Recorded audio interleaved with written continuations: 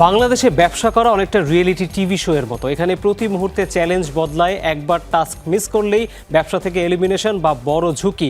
স্থানীয় শিল্পের কথাই ধরুন, দেশের জিডিপির প্রায় 1/4 আসে ম্যানুফ্যাকচারিং সেক্টর থেকে, অথচ করের চাপ, নতুন পুঁজি আর বৈশ্বিক অনিশ্চয়তায় দিশেহারা উদ্যোক্তারা। টেনশন আরও বাড়াচ্ছে বিদ্যুতের দাম বাড়ানোর আলোচনা। বড় প্রশ্ন, রাজনৈতিক পালাবদলের পর কি ব্যবসা করার পরিবেশ সহজ হলো? সব জানতে আজকের দ্য বিজনেস। আপনাদের সাথে আছি আমি তৌহিদ হোসেন। দর্শক, এই বিষয়ে কথা বলতে আমরা আমন্ত্রণ জানিয়েছি জেডআই গ্রুপের চেয়ারম্যান ABM জাহিদুল ইসলামকে। আসুন তাকে স্টুডিওতে স্বাগত জানাই।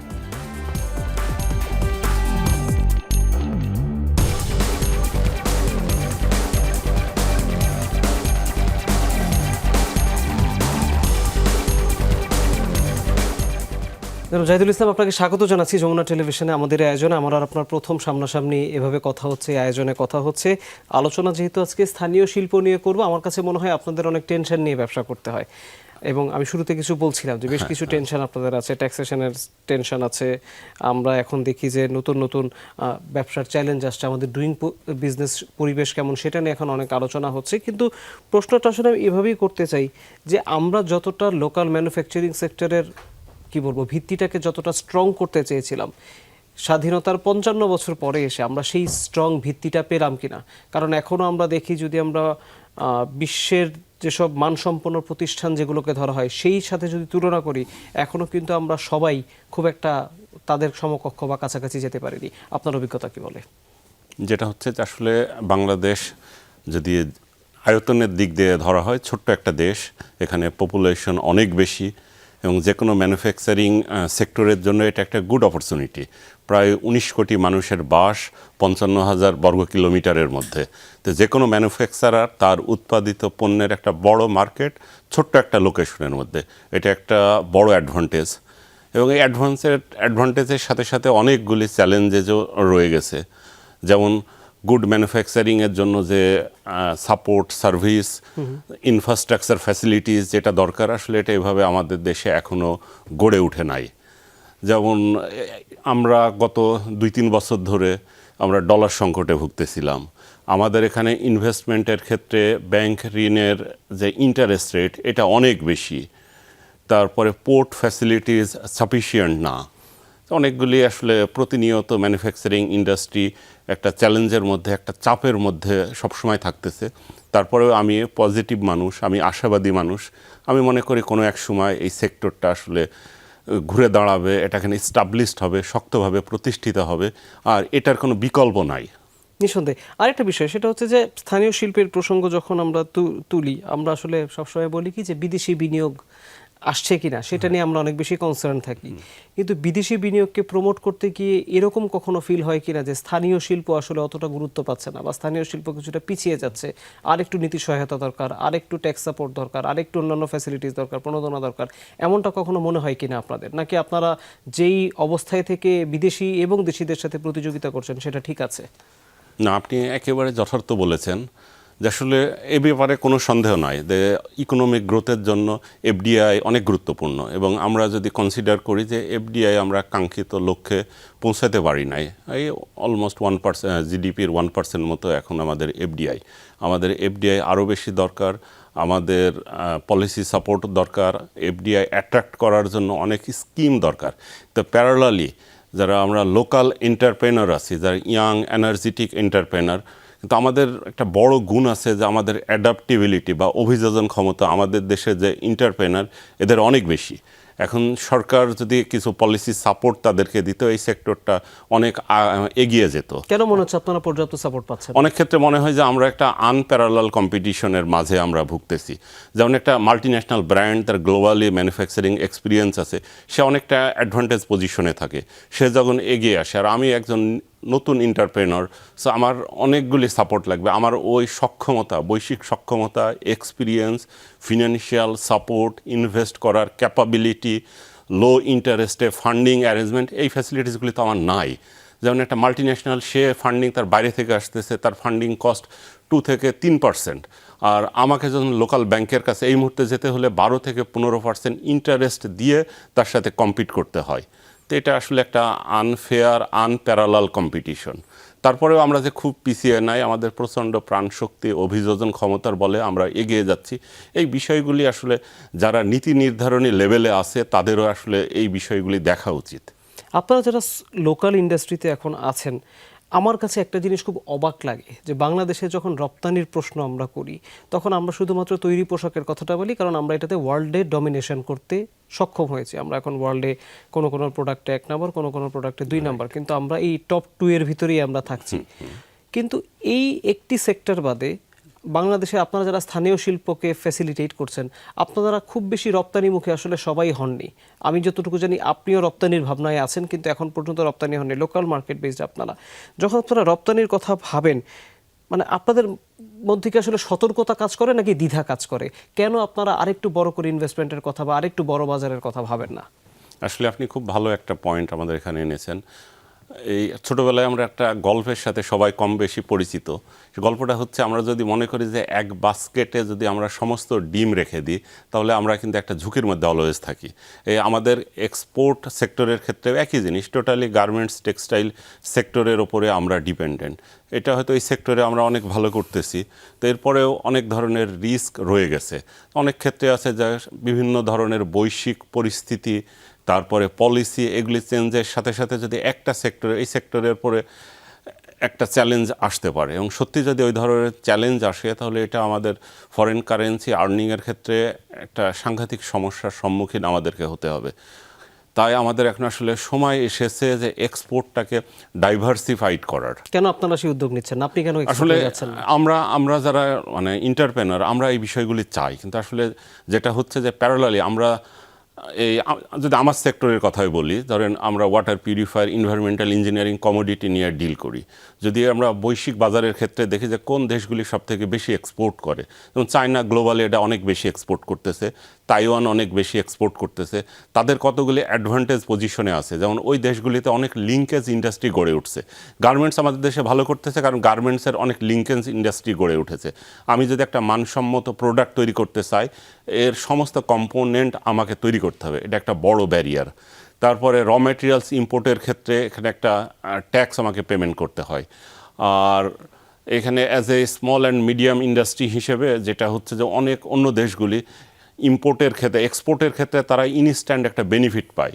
আমাদের দেশে ওই বেনিফিটগুলি যদিও আসলে এটা পলিসির মধ্যে আছে, কিন্তু ওই আমাদের মতো ইন্ডাস্ট্রি থেকে ওই পলিসি, গভর্নমেন্টের ওই যে সুযোগ সুবিধাগুলি বের করা খুব ডিফিকাল্ট। অতএব ওই দেশগুলির আসলে প্রোডাক্ট কস্টিং অনেক কম হচ্ছে। এটা আমরা লোকালি প্রোডাকশন করে ইন্টারন্যাশনাল মার্কেটে কম্পিট করতে গেলে আমাদের কস্টিংয়ে তাদের সাথে পারা অনেক ক্ষেত্রেই ডিফিকাল্ট হয়ে যায়। তারপরে স্কিল ম্যান পাওয়ার আমাদের দেশে এই সেক্টরে এখন ওইভাবে তৈরি হয় নাই। এরপর একটা ট্রেন্ড আছে যে আসলে একজন যারা ইম্পোর্টার তারা ওই দেশগুলিতে আসলে অলওয়েজ প্রেফার করে, তারা একটা ট্রেন্ড তৈরি করছে। আমরা ওই ট্রেন্ডগুলি তৈরি করতে ব্যর্থ হয়েছি। বিভিন্ন দেশে আমাদের দূতাবাস এবং মিশনগুলি রয়েছে, তারা এই ক্ষেত্রে একটা গুরুত্বপূর্ণ ভূমিকা পালন করতে পারে। তারা আমাদের লোকাল ম্যানুফ্যাকচারার এবং ইম্পোর্টার, কনজিউমারের মাঝে একটা ব্রিজ তৈরি করতে পারে। এই জিনিসগুলি মনে হয় আমাদের দেশের যারা নীতি নির্ধারক মহলে আছেন এটা নিয়ে আরেকটু ভাবা দরকার, আর একটু কাজ করা দরকার। আপনি যখন বাংলাদেশে ব্যবসা করছেন, সামনে যেহেতু বাজেট আসছে এই জন্যই প্রশ্নটা করা, তারপর একটা বিরতি নেব। আমাদের ট্যাক্সের হার, করের হার, আমাদের কর জিডিপি অনুপাত মাত্র 7 থেকে 8%। এটা যে সাউথ এশিয়ার ভিতরেও সবচেয়ে কম, সেটা নিয়ে সবসময় আমাদের নীতি নির্ধারকরা এক ধরনের আক্ষেপ করেন, অর্থাৎ সবাই পর্যাপ্ত কর দেয় না। এই ট্যাক্সেশন না দেওয়ার ক্ষেত্রে আপনারা যারা বড় শিল্পের মালিক, আপনারা আসলে কিভাবে ভাবেন? এক, দ্বিতীয়ত হচ্ছে যে কর্পোরেট ট্যাক্স কোনো কোনো ক্ষেত্রে 25 থেকে 30% পর্যন্ত চলে যায়, অনেক ক্ষেত্রে কর ছাড়ও আছে। যদি এবার এনবিআর বারবার বলছে যে এবার কর ছাড় বা প্রণোদনা যে কোনো সময়ের তুলনায় অনেক কমিয়ে দেওয়া হবে। যদি আমি শুধুমাত্র রাজস্বের হিসাবে বলি, তাহলে বাংলাদেশে আপনারা কতটা সহায়ক পরিবেশ পাচ্ছেন? যেটা আসলে প্রথমে আপনি যেটা বললেন যে আমাদের আসলে মানে টোটাল ট্যাক্স কালেকশনের পরিমাণ বা পার্সেন্টেজ অনেক কম, আমি আপনার সাথে পুরোপুরি একমত। কিন্তু এখান থেকে এই দেশের উন্নয়ন অব্যাহত রাখতে হলে ট্যাক্স কালেকশন বাড়াইতে হবে। কিন্তু আমার কাছে মনে হয় আমাদের দেশের ট্যাক্স কালেকশনের সাথে যারা ইনভলভ তারা রং ওয়েতে আগায়। এখানে তারা বেশি এমফাসাইজ দেয় আমরা যারা ট্যাক্স পে করতেছি তাদের প্রতি। কিন্তু আসলে একটা বড় একটা সেক্টর রয়ে গেছে, আর একটা নেটওয়ার্ক রয়ে গেছে, তাদের নেটওয়ার্কের মধ্যে, তাদের নেটের মধ্যে এইগুলি আনা দরকার। ট্যাক্স বাড়াইতে হবে এই বিষয়ে কোনো সন্দেহ নাই, কিন্তু এটা আসলে কিভাবে আমরা ট্যাক্স বাড়াবো এইটা বেশি ইম্পর্টেন্ট। না, কিন্তু যে এই যে কর্পোরেট ট্যাক্স, সেটা যে আপনার কাছে হার বেশি মনে হয় কিনা, যে না আরেকটু কর হার কমানো দরকার, প্রণোদনাগুলো যেগুলো ইন্ডাস্ট্রির প্রবাবিলিটি আছে যে সামনে আরো ভালো করবে তাদেরকে দেওয়া দরকার, এমন ফিলটা কি আপনাদের কখনো আসে, বা এনবিআর এর সাথে আলোচনা হলে কি আপনারা এগুলো বলেন? আসলে ট্যাক্সের ক্ষেত্রে ডেফিনেটলি এটা হওয়া উচিত, এটা হওয়া উচিত, যেটা আপনার নতুন যে কোনো ইন্ডাস্ট্রির ক্ষেত্রে, আপনি শুধু বাংলাদেশ না, আপনি যারা ইন্ডাস্ট্রিয়ালাইজেশনে সাকসেস হয়েছে সেই দেশের আপনি কেস স্টাডিগুলি যদি আপনি দেখেন যে তারা কিভাবে সাকসেস হয়, একজন নতুন এন্টারপ্রেনারকে কিভাবে তারা দেখে, আসলে এটা দেখলে আপনার প্রশ্নের উত্তরটা হয়তো বা আমরা পেয়ে যাব। তো আমাদের দেশে যেটা হচ্ছে, ট্যাক্স হলিডে কারা পাচ্ছে? ট্যাক্স হলিডে অনেক বড় ইন্ডাস্ট্রি পাচ্ছে। আমি বলবো যে বড় ইন্ডাস্ট্রির জন্য ট্যাক্স হলিডে দরকার নাই। ট্যাক্স হলিডে দরকার দিয়ে ইউনিভার্সিটি থেকে পাশ করা একটা গ্র্যাজুয়েট, সে একটা ছোট্ট পরিসরে একটা ম্যানুফ্যাকচারিং সেক্টরে আসতেছে, তার জন্য ট্যাক্স হলিডেটা দরকার। তো ট্যাক্স হলিডে ঢালাওভাবে বন্ধের আমি পক্ষে না, এবং ট্যাক্স হলিডে দেওয়ার ক্ষেত্রে দেখতে হবে যে ট্যাক্স হলিডেটা আসলে কার জন্য ট্যাক্স হলিডেটা আমি দিচ্ছি, এইটা বেশি ইম্পর্টেন্ট। আর ম্যানুফ্যাকচারিং ইন্ডাস্ট্রির ক্ষেত্রে আমরা আরও একটা জিনিস, এই ট্যাক্সের কথা যেটা বললেন, এখানে আসলে ট্যাক্সেশনের ক্ষেত্রে আমরা আর একটা আনপ্যারালাল কম্পিটিশনের মাঝে ভুগতেছি। আপনি বৈশ্বিকভাবেই যদি দেখেন, যারা ইন্ডাস্ট্রিয়াল ডেভেলপমেন্ট, আমাদের পার্শ্ববর্তী দেশ চায়না, ভিয়েতনাম, ইন্দোনেশিয়া, এগুলি ধরেন ইন্ডাস্ট্রিয়াল ডেভেলপমেন্ট দ্রুত সময়ের মধ্যে তার একটা ইন্ডাস্ট্রিয়ালাইজড কান্ট্রি হিসেবে তারা এস্টাবলিশড হয়েছে। তো তারা কি করছে? তারা যেটা করছে, তারা ইন্ডাস্ট্রির জন্য যে র ম্যাটেরিয়ালস, এইগুলি ইম্পোর্টের ক্ষেত্রে আপনাকে একটা ছাড় দিতে হবে। কিন্তু আমাদের দেশে অনেক ক্ষেত্রে দেখা হয় যে আমরা এই র ম্যাটেরিয়ালসের ট্যাক্স এবং ফিনিশ প্রোডাক্টসের ট্যাক্স অলমোস্ট সেম। তাহলে আমি যে গ্লোবাল ম্যানুফ্যাকচারার, যারা হিউজ ম্যানুফ্যাকচারিং ক্যাপাসিটি, তাদের গ্লোবালি এক্সপিরিয়েন্স, বিভিন্ন দেশে অনেক বড় বড় ফ্যাক্টরি, তার সাথে আমরা একটা আনপ্যারালাল কম্পিটিশন, যারা আমরা একটা লোকাল ব্র্যান্ড, লোকাল এন্টারপ্রেনার, আমরা একটা আনপ্যারালাল কম্পিটিশনে ভুগতেছি, এবং আমাদের প্রাইসের এই কম্পিটিটিভনেস আমরা আনতে পারতেছি না। এবং এই ধরনের নীতি সহায়ক পলিসির জন্য আসলে ইন্ডাস্ট্রিয়াল ডেভেলপমেন্ট হয়, আমাদের দেশেও কিন্তু অসংখ্য উদাহরণ আছে। জাহিদুল ইসলাম, একটু যোগ করে দিই, ইম্পোর্ট যখন আপনারা র মেটেরিয়াল ইম্পোর্ট করে আনেন, তখনও কি আপনাদের মনে হয় যে আপনারা অনেক বেশি আমদানি শুল্ক দিচ্ছেন, যেটা ভোক্তার খরচ বাড়িয়ে দিচ্ছে? আমার কাছে মনে হয়, আমার কাছে যে স্ট্যাটিস্টিক্স আছে, এটা আসলে পার্শ্ববর্তী সমস্ত দেশ, ইভেন এশিয়ার মধ্যে যদি হিসাব করা হয়, যে র মেটেরিয়ালের ওপরে ইম্পোর্ট ট্যাক্স আমাদের দেশে সব থেকে বেশি। একটু বলেন কি, একটু। যেমন আমরা যদি ওয়াটার পিউরিফায়ার ক্ষেত্রে বলি, যে এর যে র মেটেরিয়ালসগুলি, এটার যদি ইম্পোর্ট ট্যাক্স ধরা হয় যে এটা 30 থেকে 35% র মেটেরিয়ালসের পরে ইম্পোর্ট ট্যাক্স। কিন্তু পার্শ্ববর্তী দেশ যদি ভাবি, চায়নার কথা ভাবি, অন্য দেশগুলি যারা ভালো করতেছে, তাদের এই র মেটেরিয়ালসের পরে ট্যাক্সটা এত বেশি না, অনেক ক্ষেত্রে আমাদের অর্ধেকের থেকেও কম। আর আমাদের দেশের কিছু ইম্পোর্ট র মেটেরিয়ালস ইম্পোর্টের ক্ষেত্রে কিছু ট্যাক্স ফ্যাসিলিটিস পাওয়া যাচ্ছে, যারা শুধুমাত্র এক্সপোর্ট করে। কিন্তু একটা বিষয় মাথায় রাখতে হবে, আসলে যারা এক্সপোর্ট করে অলওয়েজ তাদেরকে স্যালিউট করতে হবে, তারা আমার দেশের জন্য ফরেন কারেন্সি আর্ন করতেছে। তো আরও একটা গ্রুপ আছে যারা নীরবে নিভৃতে ফরেন কারেন্সিকে সেভ করতেছে, তাকেও তো আপনি এনকারেজ করতে হবে, তাকেও আপনি সুযোগ তৈরি করে দিতে হবে। যেমন আমি যে সেক্টরে কাজ করি, এটার টোটালটাই আপনার একটা ইম্পোর্ট ওরিয়েন্টেড ইন্ডাস্ট্রি। আমি যদি এখানে ম্যানুফ্যাকচারিং না করতাম, এই প্রোডাক্টগুলি বাইরে থেকে ইম্পোর্ট হতো। বাইরে থেকে যখন ইম্পোর্ট হতো, তখন ডেফিনেটলি এখানে ট্যাক্স পেমেন্ট করা লাগতো, ফরেন কারেন্সিটা চলে যেত। তাহলে আমি যে ফরেন কারেন্সিকে সেভ করতেছি, আমি এখানে ভ্যালু অ্যাডিশন করতেছি, আমি টেকনোলজি ট্রান্সফার করতেছি, তো আমার সেই সহায়ক পরিবেশ কোথায়, সহায়ক নীতি কোথায়? যদি তাই হয়, তাহলে ওই যেই ধরনের প্রোডাক্টগুলো আপনারা ইম্পোর্ট করে নিয়ে আসেন, ব্যাকওয়ার্ড লিঙ্কেজে কি এই ধরনের ইন্ডাস্ট্রি বাংলাদেশে তৈরি করা সম্ভব না, বা চাইলে আপনারাও তৈরি করতে পারেন না? ডেফিনেটলি সম্ভব, এবং আমরা সেটা তৈরি করতেছে বলেই তো আসলে আমরা এটা শুরু করতে পারছি। যেমন আমার যদি ধরেন তাইওয়ানে ওয়াটার ট্রিটমেন্ট বা ওয়াটার পিউরিফায়ারের ক্ষেত্রে অনেক অনেক দূর এগিয়ে গেছে, এবং আমার সুযোগ হয়েছে অনেকগুলি ম্যানুফ্যাকচারিং ফ্যাসিলিটিস থেকে সেখানে ভিজিট করার। সেটা হচ্ছে ধরেন একজন ওয়াটার ফিল্টার ম্যানুফ্যাকচারার, কোথাও সে ফিল্টার কার্টিজটা বানাচ্ছে, কেউ হাউজিং বানাচ্ছে, কেউ পাম্প বানাচ্ছে, কেউ মেমব্রেন বানাচ্ছে। ফাইনালি একজন ম্যানুফ্যাকচারার ওগুলি কালেক্ট করে, সে অ্যাসেম্বলিং করে, ব্র্যান্ডিং করে গ্লোবালি মার্কেটিং করতেছে। আর আমার ক্ষেত্রে কি করা হচ্ছে, প্রতিটা কম্পোনেন্ট আমাকে এখানে ম্যানুফ্যাকচারিং করা লাগতেছে। এটা আমার জন্য অনেক বড় চ্যালেঞ্জ, বাট সামহাও আমরা এর ওভারকাম করতেছি এবং আমি কনফিডেন্টলি বলি হয়তো একদিন আরও বেশি ওভারকাম করব এবং এই সেক্টরের লিঙ্কেজ ইন্ডাস্ট্রিগুলি গড়ে উঠবে। গার্মেন্টসের আমাদের দেশে যে এখন একটা ভালো পজিশনে আছে, এটারও একটা কারণ যে আস্তে আস্তে এই সেক্টরের জন্য যে এই প্রোডাক্টের জন্য যে লিঙ্কেজ অ্যাক্সেসরিজ সেগুলি সাফিসিয়েন্ট ম্যানুফ্যাকচারিং ফ্যাসিলিটিস আমাদের দেশে তৈরি হয়েছে, ওরা ভালো করতেছে, আশাবাদী। জাস্ট সরকারের আসলে আমরা অনেক রিস্ক নিতে আমরা অভ্যস্ত। আমি মনে করি যে যে কোনো দেশের এন্টারপ্রেনারের থেকে আমাদের অভিযোজন ক্ষমতা, আমাদের অ্যাডাপ্টিবিলিটি অনেক বেশি। আমরা দরকার এক সহায়ক পরিবেশ পেলে আমরাও একদিন বলি যে সেই একটা কাঙ্ক্ষিত লক্ষ্যে পৌঁছাতে পারবো। নিঃসন্দেহে। আমি একটি বিরতি নেব এই পর্যায়ে জনাব জাহিদুল ইসলাম। ফিরে এসে যেটা ইন্টারেস্টিং মনে হলো সেটা হচ্ছে আপনাদের ওয়াটার পিউরিফিকেশনের বিজনেস নিয়ে আমি কিছু প্রশ্ন করব, তারপর আমরা আরও দর্শকদের প্রশ্নের উত্তর দিব। দর্শক খুব দ্রুত ফিরবো বিজনেসে, আমাদের সাথেই থাকুন।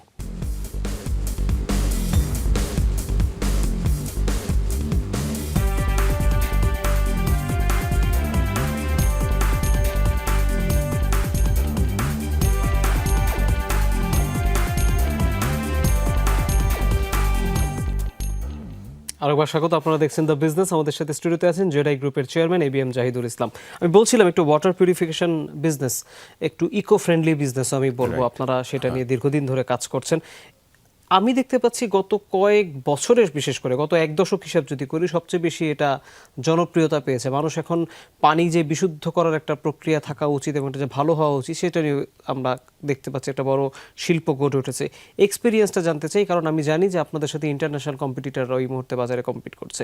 কেমন বাজার দেখতে পাচ্ছেন? আসলে ওয়াটার পিউরিফায়ারের বাজারটা খুব দ্রুত আমাদের দেশে বাড়তেছে। যদি এই মুহূর্তের বাজারের সাইজের কথা আমরা বলি, তাহলে বাজারটা হচ্ছে 1000 থেকে 1200 কোটি টাকার ওয়াটার পিউরিফায়ারের বাজার। এটা একেবারে ছোট নয়। সবথেকে ইন্টারেস্টিং বিষয় এবং পজিটিভ বিষয় হচ্ছে যে বাজারটা দ্রুত বাড়তেছে। আমার কাছে মনে হয় আগামী 5 বছর পর এই বাজারটা 3000 কোটি অতিক্রম করবে।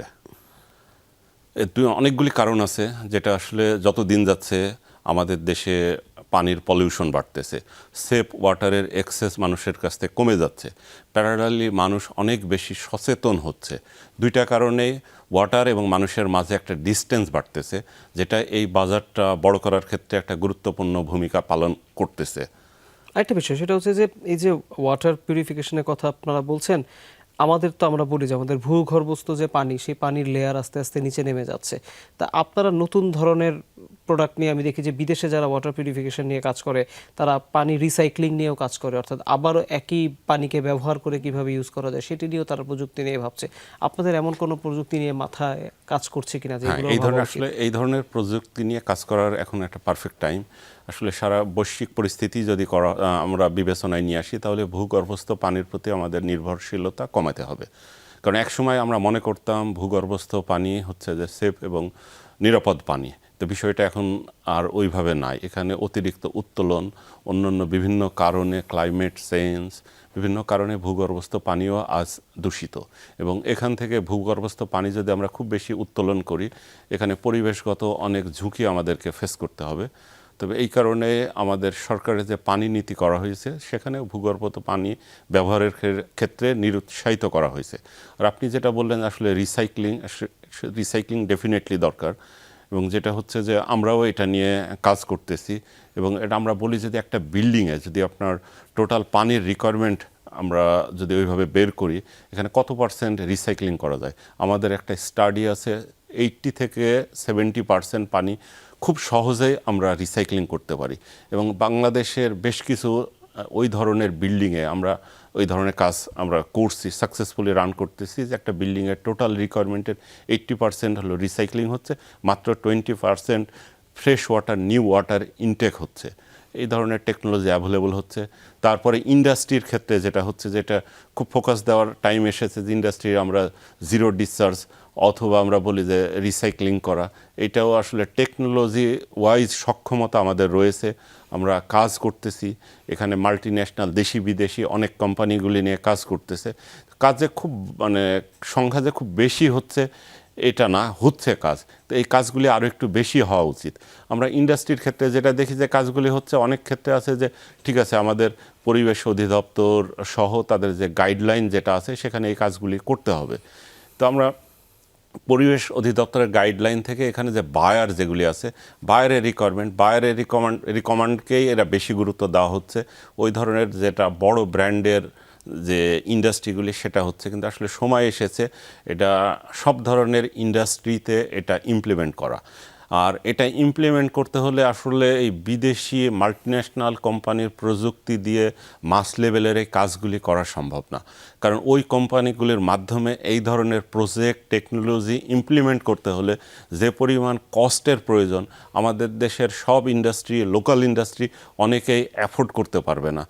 এই টেকনোলজিটারও একটা লোকালাইজড করা দরকার, কস্ট ইফেক্টিভ টেকনোলজি করা দরকার। এটার জন্য আমরা কন্টিনিউয়াস কাজ করে যাচ্ছি এবং আমি বিশ্বাস করি যে লোকালি আমরা এই কাজগুলি, এই ধরনের প্রজেক্টগুলি সাকসেসফুলি কস্ট ইফেক্টিভ ওয়েতে ইমপ্লিমেন্ট করতে পারবো।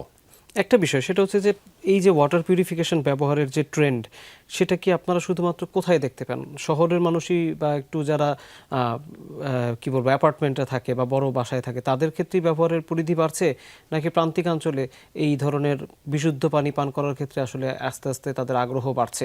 মার্কেটটা এক্সপ্যান্ড করছে কিনা প্রান্তিক পর্যায়ে বা তৃণমূলে বা গ্রামাঞ্চলে বা মফস্বলে? অ্যাকচুয়ালি ওয়াটার পিউরিফায়ার এখন একটা লাইফ সেভিং প্রোডাক্ট। যদি 10 বছর আগের কথা আমরা ভাবতাম তাহলে এটা উচ্চবিত্ত এবং অথবা উচ্চ মধ্যবিত্তের মধ্যে সীমাবদ্ধ ছিল, তারাই শুধুমাত্র ব্যবহার করত।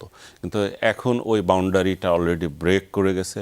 এখন এটা গ্রামে গঞ্জে সাধারণ মানুষ তারা বুঝতে পারতেছে এটা লাইফ সেভিং প্রোডাক্ট, এটা সবার জন্য দরকার এবং তারা ব্যবহার করতেছে। এবং ব্যবহারের এই কারণে আমি বললাম যে আগামী 5 বছরে মার্কেটটা আসলে 3 টাইমস বাড়বে, এটার ওই কনসেপ্ট থেকেই যে এটা সবার জন্য দরকার। আমরা যে রেগুলার ওয়াটার পিউরিফাই দেখি রেস্টুরেন্টগুলোতে যেভাবে পানি দেয় বা জারে করে যে পানি দেয়, এগুলোকে আসলে আপনারা মানে কি বলবো, এগুলোকে আপনারা আসলে নিরাপদ পানি বলেন কিনা, নাকি কতটা আসলে মানসম্মত পানি আমরা নিশ্চিত করতে পারছি সমস্ত দূষিত পদার্থকে বাদ দিয়ে বিশুদ্ধ পানি, ড্রিঙ্কেবল ওয়াটারের কথা আমি বলছি? আসলে আপনি একটা খুব সুন্দর পয়েন্ট আপনি মানে এখানে এনেছেন যে পৃথিবীর সমস্ত দেশে আসলে ওয়াটার পিউরিফায়ার এই টেলিভিশন ফ্রিজের মতো একটা পণ্য নয় যে আপনি সমস্ত দেশের জন্য একটা স্ট্যান্ডার্ড প্রোডাক্ট, সমস্ত পৃথিবীর জন্য একটা স্ট্যান্ডার্ড প্রোডাক্ট করবেন। এটা না, এটা আসলে দরকার যে আপনার এখানে সমস্যা কি, পলিউশন কোন লেভেলে, কিভাবে সেটা এটাকে আপনাকে অ্যাড্রেস করতে হবে। তো একটা বিষয় আমাদের দেশের দুর্ভাগ্য, এটা লাইফ সেভিং প্রোডাক্টের কোনো স্ট্যান্ডার্ড আমরা এখনও তৈরি করতে পারি নাই। কিন্তু পৃথিবীর অধিকাংশ দেশে তো এই স্ট্যান্ডার্ডটা রয়েছে। আমি একটা ওয়াটার পিউরিফায়ার নিজে তৈরি করতেছি অথবা ইম্পোর্ট করতেছি, তো ওই প্রোডাক্টটা আমার দেশের পানির জন্য কতখানি উপযোগী, কনজিউমারকে এটা কতখানি সেফ ওয়াটার দিতে সক্ষম, এটা দেখার মতো কোনো রেগুলেটরি বডি নাই।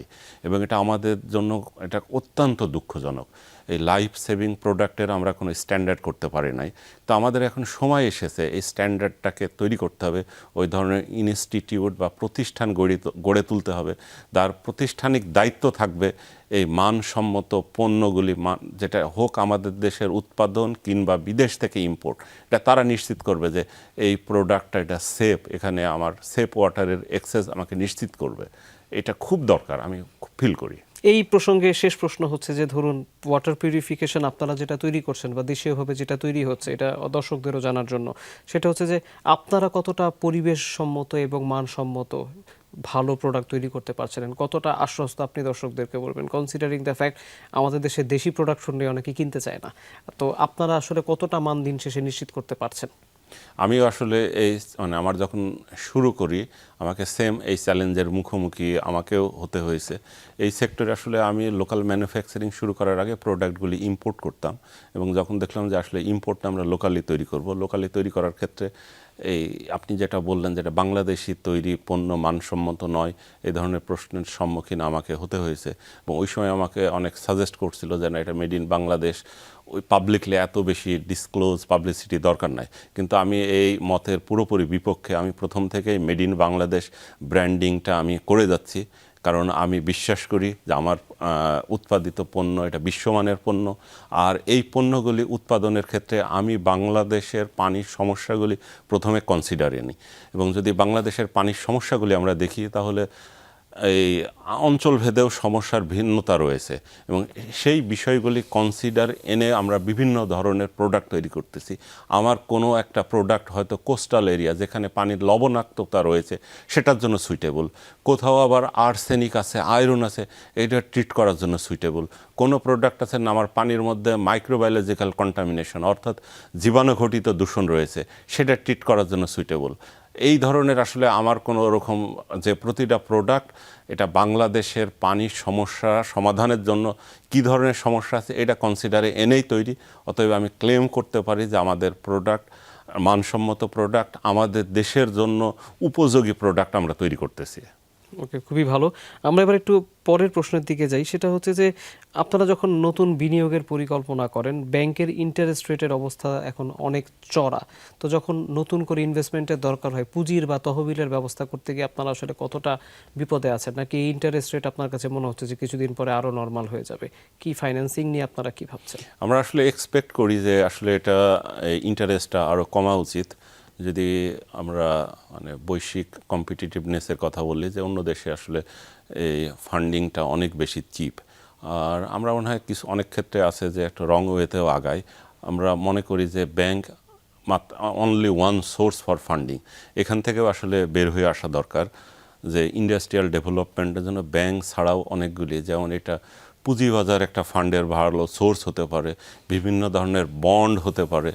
এইগুলির ক্ষেত্রেও আসলে আমাদের একমাত্র ব্যাংকের ওপর নির্ভরশীলতা ছাড়াও মানে অল্টারনেটিভ সোর্স অফ ফান্ডের দিকেও আসলে একটু কনসিডার করা উচিত। এখন যখন ফান্ড নিতে যাচ্ছেন তখন কি ইন্টারেস্ট রেট বেশি মনে হচ্ছে? অনেক বেশি, যেটা আসলে এই 12 থেকে 15% ইন্টারেস্ট দিয়ে এটা আসলে কোনো প্রোডাক্ট তৈরি করে এটা সাস্টেন করা রিয়েলি ডিফিকাল্ট। তো এরকম একটা বাস্তবতায় আমরা তো কিছুদিন পরে এলডিসি গ্র্যাজুয়েশনের প্রস্তুতি নিচ্ছি।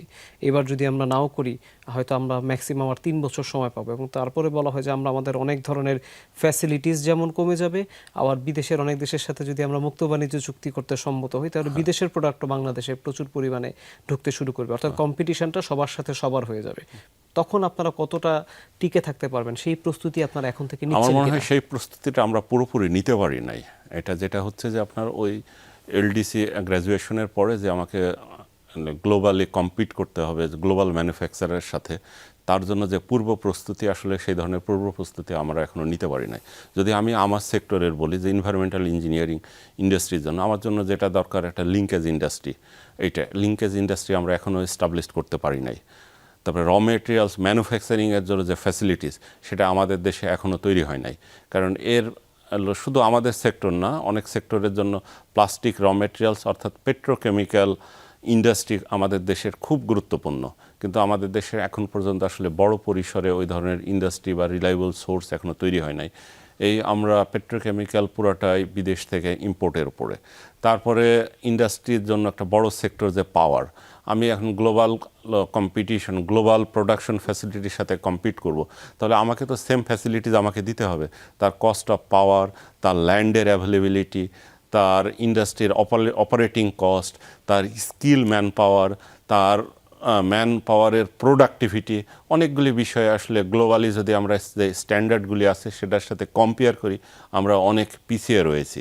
এবং আমাদের এলডিসি গ্র্যাজুয়েশনের আগেই এই যে পিছিয়ে থাকার বিষয়গুলিকে প্রপার ওয়েতে অ্যাড্রেস করলেই আমরা পারবো। আমি যথেষ্ট শঙ্কিত এটা নিয়ে। আপনি শঙ্কিত, কিন্তু আপনি প্রস্তুতি কি নিচ্ছেন? আসলে এটা ইন্ডিভিজুয়াল, এটা প্রস্তুতিটা শুধু ইন্ডিভিজুয়াল লেভেলে নিয়ে সম্ভব না। আমার ইন্ডিভিজুয়ালি যতটুকু এটা আমি নিচ্ছি, কিন্তু আসলে ইন্ডিভিজুয়াল না, এটা ইন্ডিভিজুয়ালের প্যারালালি ন্যাশনাল লেভেলেও এটা প্রস্তুতি দরকার। আমার কাছে মনে হয় এটা ন্যাশনাল লেভেলের প্রস্তুতির যথেষ্ট ঘাটতি রয়েছে। এবং ইন্ডিভিজুয়ালি শুধু আমি না, আসলে আমি তো একজন ব্যবসায়ী, আমাকে ব্যবসা করতেই হবে, আমাকে সাস্টেন করতেই হবে, টিকে থাকতেই হবে, এই তাগিদ থেকে সবাই যার যার মতো প্রস্তুতি নিচ্ছে। তো এই প্রস্তুতি ইন্ডিভিজুয়াল প্রস্তুতিটা আসলে সাফিসিয়েন্ট না, এটা ন্যাশনাল লেভেলের প্রস্তুতি দরকার। একটা বিষয় সেটা হচ্ছে যে এই একটা প্রশ্ন করে আরেকটা বিরতি নিতে চাই। সেটা হচ্ছে যে আমাদের দেশে একটা বিশাল দুশ্চিন্তার জায়গা হচ্ছে কাস্টমার সার্ভিস। কাস্টমার সার্ভিস কোথায়? ধরেন আপনার এই ওয়াটার পিউরিফিকেশন বিজনেস নিয়ে যখন আপনি কথা বলছেন বা এনভায়রনমেন্টাল ইঞ্জিনিয়ারিং নিয়ে যখন কথা হচ্ছেন, মানুষ যখন প্রোডাক্টগুলো ইউজ করে মানুষ একটু বেটার কাস্টমার সার্ভিস ইউজ করে। কিন্তু স্থানীয় শিল্পের সুরক্ষার কথা আপনি বলছেন, তো স্থানীয় শিল্পের কাস্টমার সার্ভিস নিয়ে কিন্তু অনেক প্রশ্ন আছে, যেটা বাইরের দেশের বা এমএনসিগুলো নিয়ে খুব একটা আসে না। স্থানীয় শিল্পে যে সবাই একই ধাঁচে দিচ্ছে তা না, কারো কারো ক্ষেত্রে অভিযোগ আছে যে তারা ঠিকমতো কাস্টমার সার্ভিসটা দেয় না। কাস্টমার সার্ভিস এনশিওর করার জন্য স্থানীয় শিল্পগুলো কতটা বেশি সিরিয়াসলি কাজ করছে? আসলে শুধু কাস্টমার সার্ভিস না, আমি যদি মনে করি অ্যাজ এ নেশন হিসেবে আমরা সার্ভিস সেক্টরে, টোটাল সার্ভিস সেক্টরে আমরা পিছায় রয়েছি। এবং তারপরেও আমি মনে করি যে আসলে পিছায় থাকলে হবে না, এটাকে অ্যাড্রেস করতে হবে। এবং কিছু কিছু মানুষ, এটা যে সবাই পিছায় আছে এটা না, এর মধ্যে যারা এই সার্ভিস সেক্টরটা ডেভেলপ করতে পারবে তারাই টিকে যাবে। আর ওয়াটার পিউরিফায়ারের ক্ষেত্রে এই সার্ভিসটা অত্যন্ত গুরুত্বপূর্ণ, কারণ আমি যেটা বললাম যে এটা একটা লাইফ সেভিং প্রোডাক্ট। আর একজন কাস্টমার যখন এই ধরনের তার যে আউটপুট এই পিউরিফায়ারের পানিতে অভ্যস্ত হবে, এটাকে আপনি একদিনের জন্য আপনি এটা বন্ধ রাখতে পারবেন না, কারণ তার তো অল্টারনেটিভ সোর্স নাই, সে এই সোর্সের উপরে ডিপেন্ডেন্ট। তবে এই সেক্টরটা ভালো করার জন্য এটা কাস্টমার সার্ভিসের জন্য স্কিল্ড ম্যান পাওয়ার এটা খুবই ইম্পর্টেন্ট, এবং এটা নিয়ে আমরা খুবই সিরিয়াস এবং এটা কাজ করতেছি। এবং এই সেক্টরে এখন অনেক মানুষই কাজ করে, যেটা কোনো না কোনোভাবে এটা আমাদের প্রতিষ্ঠানের সাথে কোনোভাবে ইনভলভ ছিল, এখানে ট্রেনিং নিয়েছে, এখানে ডিস্ট্রিবিউটার ছিল। এবং আমরা চাই যে অনেক ক্ষেত্রে আছে যে হয়তো ঢাকাতে এর স্কিল ম্যান পাওয়ার সার্ভিসের লোকজন অ্যাভেলেবল রয়েছে, কিন্তু এটা আপনি যেটা বললেন যে আসলে এই প্রোডাক্টটা এখন ঢাকা বা বড় শহরের মাঝে সীমাবদ্ধ নয়, এই প্রোডাক্টটা গ্রামে গঞ্জে সব জায়গায় এটা ব্যবহার হচ্ছে বা হবে, এবং সেখানে সার্ভিস নিশ্চিত করার দায়িত্ব কিন্তু আমাদের। এটা নিয়ে আমরা কাজ করতেছি। আমরা চাই যে সারা বাংলাদেশে গ্রামে গঞ্জে এক ধরনের সার্ভিসের জনবল তৈরি হোক। এখানে দুইটা যেটা হবে, ভোক্তা যেমন তার কাঙ্ক্ষিত সার্ভিসটা পাবে, এবং এখানে একটা বড় ধরনের এমপ্লয়মেন্ট অপরচুনিটিও তৈরি হবে। আমরা এটা নিয়ে নিরন্তর কাজ করে যাচ্ছি, এবং এটা ভালো কিছু ভবিষ্যতে আমরা এই দেশকে এই সেক্টরের জন্য দিতে পারবো বলে আমরা আশাবাদী। আমরা আশা করি। আমরা আরেকটি বিরতি নিব জনাব জাহিদুল ইসলাম। ফিরে এসে আমরা আপনাকে র্যাপিড ফায়ার প্রশ্ন করব। ইয়াং জেনারেশন কিছু প্রশ্ন পাঠিয়েছে, সেগুলোর উত্তর জানবো। দর্শক, আরেকটি বিরতি নিচ্ছি দি বিজনেসে, খুব দ্রুত ফিরবো, আমাদের সাথেই থাকুন।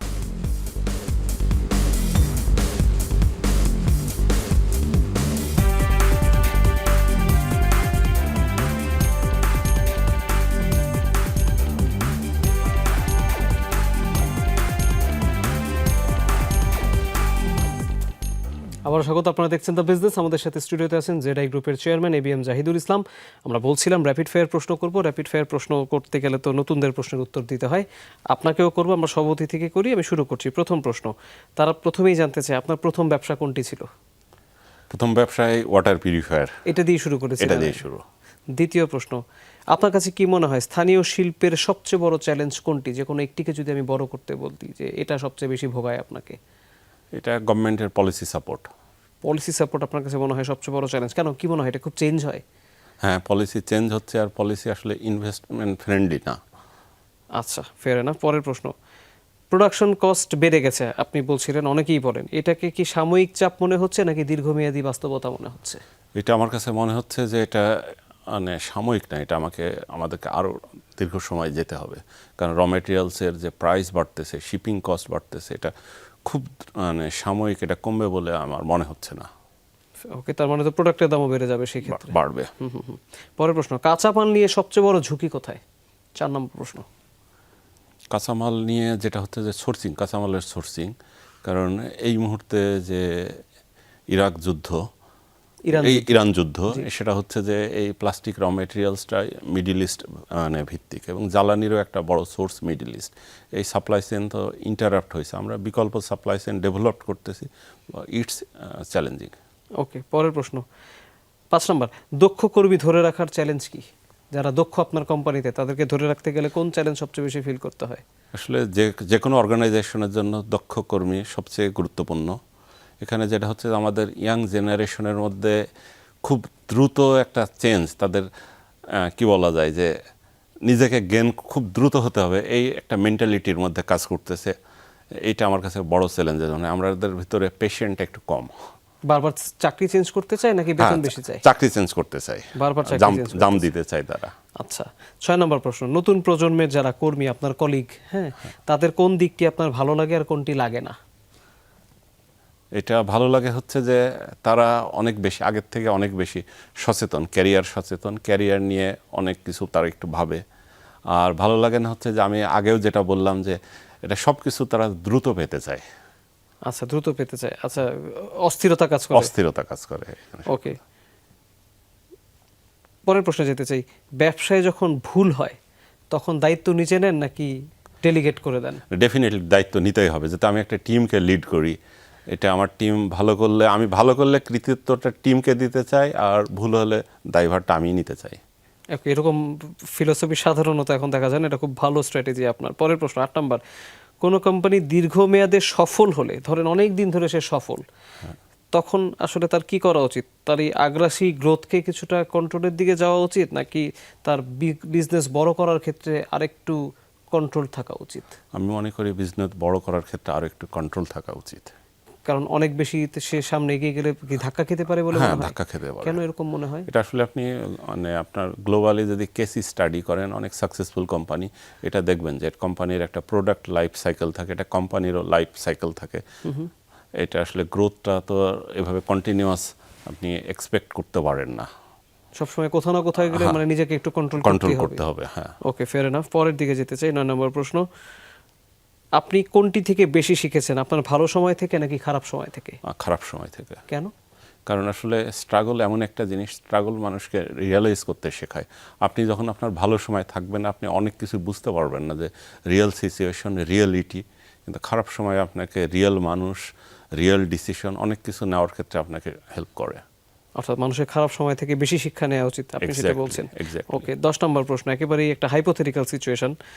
ধরুন 1 বছরের মধ্যে গ্যাস ও বিদ্যুতের খরচ অনেক বেড়ে গেল বা দ্বিগুণ হয়ে গেল, কিন্তু আপনি পণ্যের দাম চাইলেও বাড়াতে পারছেন না, তখন আপনার বিজনেস স্ট্র্যাটেজি কি হবে?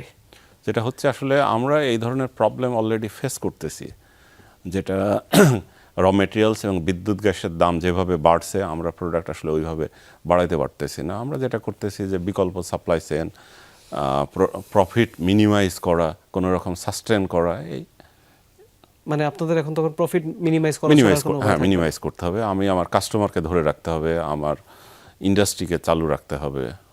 ওকে, ফেয়ার এনাফ। ওকে, আমরা র্যাপিড ফায়ারের অংশটি শেষ করলাম। আশা করি যাদের যে উত্তর দরকার তারা সেটি পেয়ে গিয়েছে। আবার একটু বড় প্রশ্নের দিকে যাই।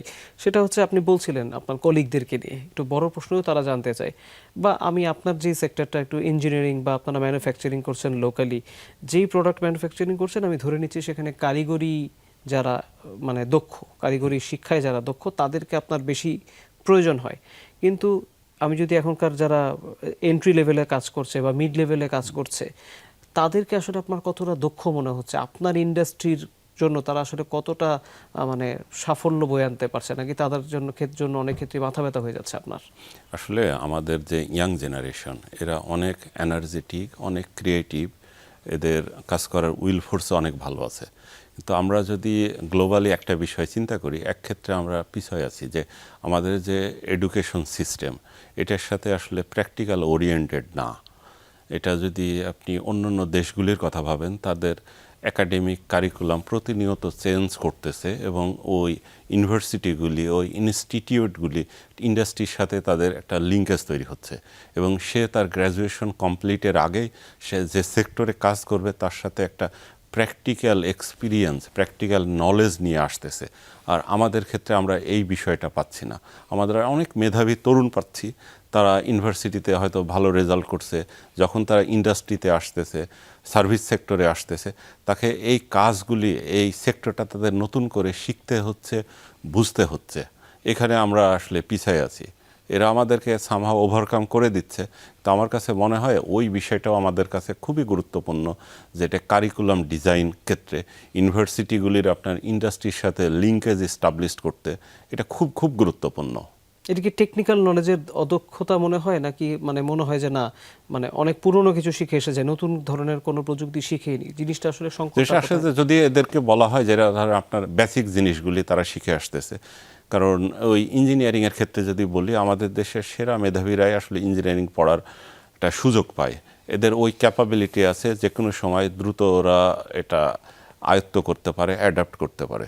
কিন্তু ওরা প্র্যাকটিক্যালি যে ইন্ডাস্ট্রিতে কাজ করবে, যে সেক্টরে কাজ করবে, এই প্র্যাকটিক্যাল নলেজগুলি তারা ইউনিভার্সিটি থেকে, ক্লাসরুম থেকে, ল্যাবরেটরি থেকে তারা নিয়ে আসতে পারতেছে না। তাদের জেনারেল একটা নলেজ গ্রো করতেছে, এবং তাদের নিজস্ব ক্যাপাবিলিটিতে পরে এসে এরা এই সেক্টরে অ্যাডাপ্ট করতেছে। তো প্যারালালি যদি অন্য দেশেরগুলি, পার্শ্ববর্তী দেশ যারা ইন্ডাস্ট্রিয়ালাইজেশনে ভালো করছে, তাদের দিকে যদি আমরা দেখি, তাহলে ওই কারিকুলামগুলি প্রতিনিয়ত চেঞ্জ হচ্ছে, ডেভেলপড হচ্ছে এবং তারা চেষ্টা করতেছে ইন্ডাস্ট্রির সাথে লিঙ্কেজ তৈরি করা। ইন্ডাস্ট্রিতে কী ধরনের টেকনোলজি দরকার, কী ধরনের নলেজ দরকার, এটা তারা অ্যানালাইসিস করে ওরা ইউনিভার্সিটিগুলো এটা ইমপ্লিমেন্ট করতেছে। আমি মনে করি যে এটা আমাদের দেশে খুব দরকার এবং এই কারণে দেখবেন যে অনেক ক্ষেত্রে আছে যে দক্ষ ম্যান পাওয়ার, আমাদের দেশের ম্যান পাওয়ার এত বেশি, তারপরে অনেক ক্ষেত্রে আমরা বাইরে থেকে দক্ষ ম্যান পাওয়ার আমরা আনতে বাধ্য হই এবং এটা আমি মনে করি এটা আমাদের দেশে বন্ধ হওয়া উচিত। ওকে, আমরা একেবারে অনুষ্ঠানের শেষ পর্যায়ে শেষ প্রশ্নটি করতে চাই, সেটা হচ্ছে যে 10 বছর পরে বাংলাদেশের লোকাল ম্যানুফ্যাকচারিং ইন্ডাস্ট্রিকে আপনি কোথায় দেখেন? আমি 10 বছর পরে আসলে বাংলাদেশকে একটা ম্যানুফ্যাকচারিং হাব হিসেবে দেখতে চাই। হয়তো চ্যালেঞ্জ অনেকগুলি রয়েছে, তো চ্যালেঞ্জের থেকে আমি মনে করি অপরচুনিটি অনেক বেশি রয়ে গেছে। আমাদের দেশের ইয়ং এনার্জেটিক একটা ওয়ার্ক ফোর্স রয়েছে। টোটাল পপুলেশন যদি আমরা কল্পনা করি এর একটা ভালো পোর্শন ইয়াং এনার্জেটিক, এটা একটা main strength. Another strength is আমাদের মার্কেটটা খুব কনসেন্ট্রেটেড, অল্প একটা এরিয়ায় এখানে প্রায় 20 কোটি মানুষের বাস, একটা কনসেন্ট্রেটেড মার্কেট। এটা হলো ইন্ডাস্ট্রিয়ালাইজেশনের ক্ষেত্রে একটা বড় ধরনের রোল প্লে করবে এবং আমরা ভবিষ্যতে এখন আমরা যেটা করি যে আসলে প্রোডাকশনের ক্ষেত্রে আমরা সস্তা প্রোডাক্ট তৈরি করার ক্ষেত্রে মনোযোগ দিচ্ছি এবং সেখান থেকেও আমাদের বের হয়ে আসতে হবে। আমরা কোয়ালিটি সম্পন্ন, উচ্চ মানসম্মত, উচ্চ মূল্যের পণ্য আমরা এখানে তৈরি করব। এই বিষয়গুলি কনসিডার আনা প্লাস এই নীতি নির্ধারক লেভেলের যদি কিছু পলিসি সাপোর্ট এটা থাকে তাহলে আমি মনে করি আগামী 10 বছর পর বাংলাদেশ একটা ম্যানুফ্যাকচারিং হাব হিসেবে বিশ্বে এস্টাবলিশড হবে। আমরা তেমনটি আশা করি। জনাব জাহিদুল ইসলাম, আপনি আমাদেরকে আজকে স্টুডিওতে এসে সময় দিয়েছেন, সেজন্য আপনাকে আবারও ধন্যবাদ। আপনাদেরকে ধন্যবাদ, যমুনা টিভিকে ধন্যবাদ। দর্শক, আমরা যখন বাংলাদেশের লোকাল ইন্ডাস্ট্রির কথা বলি, একটা জিনিস মাথায় রাখতে হবে, বাংলাদেশের জন্মের 55 বছর পার হয়ে যাচ্ছে। তো এই সময়টাতে বাংলাদেশে যতটুকু শিল্প তৈরি হয়েছে, সেই শিল্পের কিছু ক্ষেত্রে হয়তো বড় বিদেশি কোম্পানিগুলোর কন্ট্রিবিউশন রয়েছে, কিন্তু মূল শক্তি হিসেবে কিন্তু কাজ করেছেন স্থানীয় শিল্পের যারা উদ্যোক্তারা, তারাই বাংলাদেশের অর্থনীতির ভিত্তিকে শক্তিশালী করেছেন, আমাদেরকে নতুন নতুন পণ্য বা সেবা সামনে এনে দিয়ে আমাদের জীবনকে সমৃদ্ধ করেছেন। কাজেই যখন বাংলাদেশের গ্রোথের হিসাব করি, বড় বড় শিল্পের তুলনায় আসলে বাংলাদেশের যারা স্থানীয় শিল্পের উদ্যোক্তা, তাদেরকে সবার আগে প্রমোট করতে হবে, তাদেরকে সামনে এগিয়ে দিতে হবে। তাহলেই বাংলাদেশের যারা উদ্যোক্তা তারা বিশ্বের দরবারে মাথা উঁচু করে দাঁড়াতে পারবে। আমরা গ্লোবাল কোম্পানি হিসেবে বাংলাদেশের কোম্পানিগুলো আত্মপ্রকাশ করতে পারবে এবং সেজন্য যেসব কনস্ট্রেন্টের কথা বা বাধার কথা আপনারা সবসময় শুনি, জেরাই গ্রুপের চেয়ারম্যানও কিন্তু আজকে আমাদেরকে একই ধরনের ভাইব দিলেন। এখনও আমাদেরকে ট্যাক্সেশনের জটিলতা নিয়ে কথা বলতে হয়, এখনও বাংলাদেশের ব্যবসার পরিবেশ নিয়ে আমাদের অঙ্ক কষতে হয়, এখনও আমাদেরকে বিদ্যুৎ আর জ্বালানির সংকট নিয়ে কথা বলতে হয় বা দাম নিয়ে কথা বলতে হয়। আশা করি এখন অন্তত আমাদের সময় হয়েছে এই গতানুগতিক সময়গুলো থেকে, সংকটগুলো থেকে বের হয়ে এসে নতুনত্ব নিয়ে ভাবার, নতুন করে বিজনেস এক্সপ্যানশন নিয়ে ভাবার এবং আমাদের ইনফ্রাস্ট্রাকচারকে সেভাবে শক্তিশালী করার। আশা করি যাদের এগুলো নিয়ে ভাবা দরকার তারা সেটি ভাববেন। এতক্ষণ ধরে যারা আয়োজন দেখেছেন তাদের সবাইকে অনেক ধন্যবাদ। সবাই অনেক ভালো থাকবেন।